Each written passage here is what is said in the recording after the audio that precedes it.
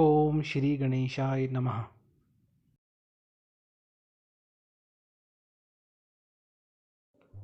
नमस्कार दोस्तों, मैं नागेंद्र शर्मा आपका स्वागत करता हूं अपने चैनल एस्ट्रो स्काई पर। आज हम चर्चा करेंगे गोचर के बारे में। गो मतलब ग्रह, चर मतलब चलना।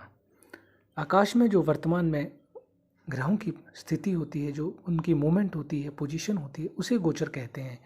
ये ग्रह जब मूव करते हैं तो इनका असर हमारे जीवन पर भी पड़ता है, और इसीलिए इस प्रभाव को समझने के लिए गोचर का ज्ञान होना ज़रूरी है।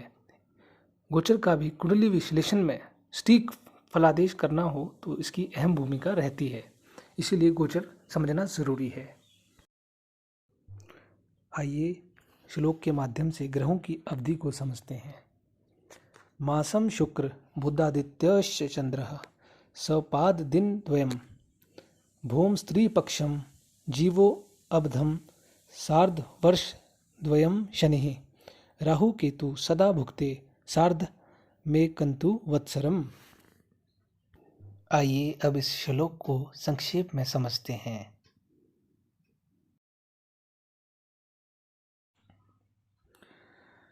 मासम शुक्र बुध आदित्यश्च चंद्रः सपाद दिन द्वयम् भूम स्त्री पक्षम जीवो अबधम सार्ध वर्ष द्वयम् शनिः राहु केतु सदा भुक्ते सार्ध में कंतु वत्सरम।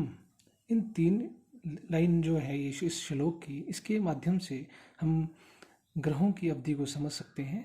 तो देखिए, मासम शुक्र बुध आदित्यश्च,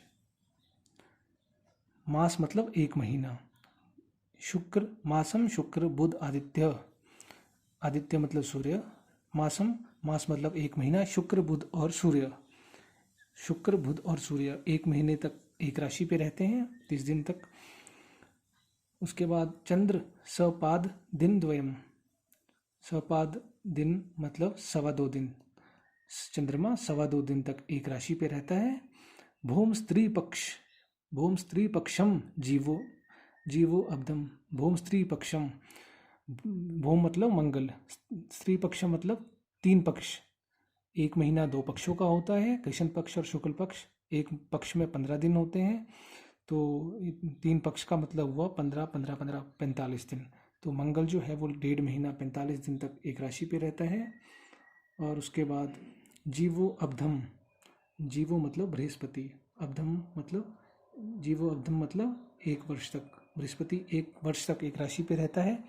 उसके बाद सार्ध वर्ष द्वयम शनि, सार्ध मतलब साढ़े, वर्ष मतलब साल, द्वयम मतलब 2, 2.5 साल तक शनि एक राशि पे रहता है। और उसके बाद बात की जाए राहु केतु सदा भुक्ते, राहु केतु सदा भुक्ते मतलब सदा विचरण करते रहते हैं, सार्ध में कंतु वत्सरम। और इनकी बात की जाए राहु केतु की, तो ये 1.5 वर्ष तक एक राशि पे रहते हैं। तो इस तरह से अगर बात की जाए शुक्र बुध और सूर्य की, तो इनकी अवधि 1 महीना है, और राहु केतु 1.5 वर्ष, चंद्रमा 2.25 दिन, मंगल 1.5 महीना, बृहस्पति 1 वर्ष और शनि 2.5 वर्ष। शनि, राहु, केतु व बृहस्पति को विशेषकर मुख्य रूप से देखा जाता है गोचर में, क्योंकि ये ज़्यादा समय तक एक ही राशि में रहते हैं। और अगर बात की जाए राहु और केतु की, तो ये गोचर, इन राहु और केतु जो है हमेशा उल्टा विचरण करते हैं। जैसे अगर राहु की बात की जाए तो राहु सिंह से कर्क राशि में जाएगा, इसका क्रम उल्टा रहता है गोचर में। राहु केतु हमेशा उल्टे चलते हैं, इनकी चाल जो है, मूवमेंट जो है वो उल्टी होती है। उदाहरण के लिए अगर बात की जाए, मान लीजिए ये मेष लगन की कुंडली है, तो और राहु जो है दूसरे भाव में बैठा है, तो राहु जो है 1.5 वर्ष बाद विचरण में, राहु जो है अगर यहाँ हुआ वृषभ राशि में, 2 नंबर की राशि में, क्योंकि ये मेष लगन की कुंडली है, तो राहु जो है वो वृषभ से मेष लगन में जाएगा। राहु की गति यूँ रहेगी। और अगर बात की जाए और ग्रहों की, तो जैसे मान लो अगर ये मिथुन राशि हुई और ये कर्क राशि हुई, और जैसे इसमें बात की जाए मंगल देव अगर यहाँ हैं, तो मंगल देव जो है इनकी मूवमेंट हमेशा ऐसी सीधी रहेगी, और ग्रह सब सीधे चलते हैं। जैसे मंगल जो है वो मिथुन से कर्क में जाएंगे, और राहु केतु जो है वो हमेशा उल्टे मूव करेंगे। अगर केतु यहाँ है तो ये यहाँ से यहाँ को मूव करेंगे। तो ये राहु केतु हमेशा उल्टे चलते हैं। और अगर बात की जाए और ग्रहों की, सूर्य, चंद्रमा, मंगल, बुध, गुरु, शुक्र, शनि, तो ये हमेशा सीधे चलते हैं और राहु केतु हमेशा उल्टे विचरण करते हैं। और अगर शनि की बात की जाए तो शनि का प्रभाव अगली व पिछली दोनों राशियों पर रहता है, जिसे सारस्वती कहते हैं। इसके बारे में अलग से चर्चा करेंगे और मैं एक अलग से पूरी वीडियो ही सारस्वती पे बनाऊंगा, जिससे आप सारस्वती को अच्छे से समझ सके, क्योंकि सारस्वती ज्योतिष का एक महत्वपूर्ण टॉपिक है, तो उसके बारे में हम बाद में समझेंगे। अब बात की जाए चंद्रमा की, तो चंद्रमा का जो मूवमेंट है वो सबसे तेज रहता है, क्योंकि चंद्रमा की गति 2.25 दिन है और चंद्रमा एक राशि से दूसरी राशि में मूव करने के लिए 2.25 दिन लेते हैं। जैसे अगर ये मेष लग्न की कुंडली में चंद्रमा की बात की जाए तो चंद्रमा अगर यहाँ है, कर्क राशि में है, 4th हाउस में कर्क राशि में है, तो चंद्रमा यहाँ से सिंह राशि में 2.25 दिन में मूव करेंगे। तो चंद्रमा की गति हुई 2.25 दिन। अब बात करते हैं कि गोचर को लगन कुंडली में कैसे अप्लाई करते हैं।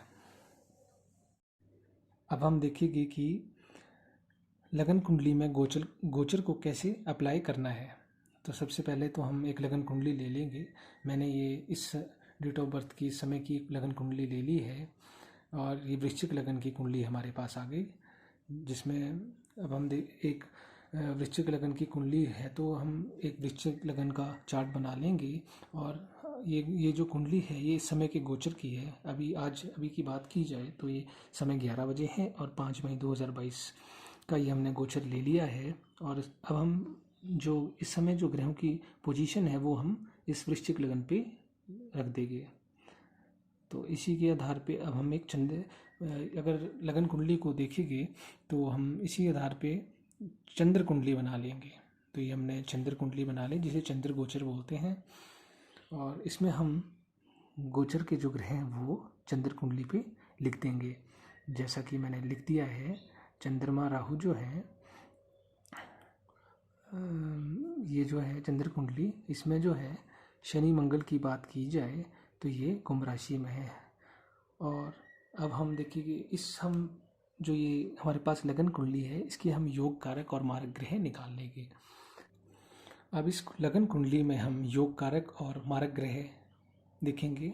बात की जाए चंद्रमा की, शनिदेव की और शुक्र की और सूर्य की और गुरु की, तो ये इस कुंडली के योग कारक हुए, क्योंकि चंद्रदेव यहाँ पे मित्र राशि में है, शनिदेव स्वगृही है। और अगर बात की जाए शुक्र की, तो शुक्र देव उच्च के बैठे हैं। और अगर बात की जाए शुक्र देव के बाद बुध देव भी यहाँ पे योग कारक हुए, क्योंकि यहाँ पे शुक्र देव ने बुध की नीचता भंग कर दी है और ये नीच भंग हो गया। और अगर बात की जाए सूर्य देव, तो ये बन गया विपरीत राजयोग, क्योंकि 6, 8, 12 के स्वामी अगर कहीं भी बैठ जाए तो बुरे भाव का स्वामी अगर बुरे भाव में बैठ जाता है तो उसे विपरीत राजयोग बोलते हैं। तो सूर्यदेव भी योग कारक हुए। और बात की जाए गुरुदेव की, तो गुरुदेव भी इस लगन कुंडली मित्र राशि में केंद्र पे बैठे हैं, तो ये भी योग कारक हुए। और अगर बात की जाए, यहाँ पे बुध भी लिख देते हैं, क्योंकि बुध देव भी योग कारक हुए।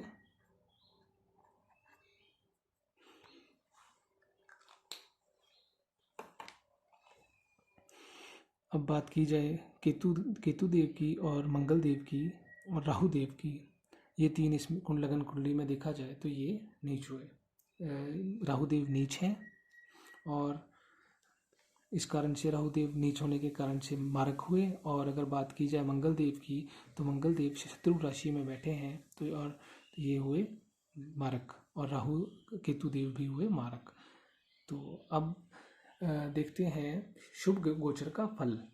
सूर्य चंद्र गोचर में हमेशा अगर सूर्यदेव तीसरे, छठे, 10वें या 11वें भाव में होते हैं तो वो अच्छा माना जाता है। गोचर जो है ये व्यक्ति के एक दिन की दशा, एक दिन का फलादेश या एक महीने का कम समय का फलादेश करना हो तो ये एक अच्छा माध्यम है फलादेश स्ट्रीक फलादेश करने का। तो सूर्यदेव अगर चंद्र गोचर में कहीं भी तीसरे, छठे, 10वें या 11वें भाव में होंगे तो ये पॉजिटिव माने जाएंगे। अब देख लेते हैं सूर्यदेव को। तो बात की जाए सूर्यदेव की, तो सूर्यदेव इसमें योग कारक नहीं है, शुभ नहीं, इतना अच्छा रिजल्ट नहीं देंगे, क्योंकि सूर्य देव यहाँ पे मेष लगन में है, मतलब मेष राशि में है, और सूर्यदेव हमेशा तीसरे, छठे, 10वें या 11वें राशि में ही अच्छा रिजल्ट देते हैं। वैसे ही अब तो यहाँ पे सूर्यदेव पॉजिटिव नहीं हुए। बात की जाए अगर चंद्रदेव की, तो चंद्रदेव जो है अगर इस समय कृष्ण पक्ष होगा तो पहले, तीसरे, छठे, 10वीं और 11वीं राशि में अच्छा रिजल्ट देंगे, और शुक्ल पक्ष में दूसरी, 5वीं और 9वीं राशि में। तो अगर इस समय बात की जाए तो इस समय जो पक्ष है वो शुक्ल पक्ष चल रहा है, और अगर शुक्ल पक्ष की बात की जाए तो चंद्रमा तीसरे घर में, तो चंद्रमा शुक्ल पक्ष में दूसरे और 5वीं और 9वीं राशि में पॉजिटिव होगा, तो इसमें चंद्रदेव जो है वो तीसरी राशि में है, तो ये भी अच्छा गोचर में रिजल्ट नहीं देंगे। बात की जाए अगर मंगल देव की, तो अगर हम मंगल देव को देखेंगे तो मंगल देव यहाँ पे हैं 11 नंबर की राशि में, और शुभ गोचर में 11 नंबर पे हो गए तो पॉजिटिव रिजल्ट देंगे। और इस कुंडली के स्थिति में जो मंगल देव थे वो मारक में थे, बट गोचर में वो अच्छा सम फल देंगे, तो इनका फल मिला जुला रहेगा, क्योंकि ये लगन कुंडली में मारक थे और गोचर में योग कारक हैं, पॉजिटिव हैं, तो इनका फल 50-50 रहेगा, पॉजिटिव रहेगा, सम रहेगा। बात की जाए अगर बुध देव की, तो बुध देव इस कुंडली में अगर देखा जाए तो ये दूसरे नंबर पे हैं, और ये बुध देव योग कारक में भी हैं, और शुभ गोचर में भी दूसरी राशि में होने पे अच्छा फल देते हैं, तो बुध भी अच्छा रिजल्ट देगी गोचर की स्थिति में। अब बात की जाए देवगुरु बृहस्पति की, तो गुरु दूसरी, 5वीं, 7वीं, 9वीं और 11वीं राशि में हो अगर गोचर में, चंद्र गोचर में, तो ही पॉजिटिव होते हैं। और इस लगन कुंडली में जो बृहस्पति हैं, देवगुरु हैं, वो योग कारक है। और बात की जाए चंद्र गोचर में, तो ये इस राशि में नहीं है, तो इनका जो रिजल्ट है ये लगभग सम रहेगा, इनका मिला जुला फल गोचर में रहेगा। वैसे ही अगर शुक्र देव को देखें तो शुक्र देव पहली, दूसरी, तीसरी, चौथी, 5वीं, 8वीं, 9वीं, 11वीं और 12वीं राशि में अच्छा फल देंगे।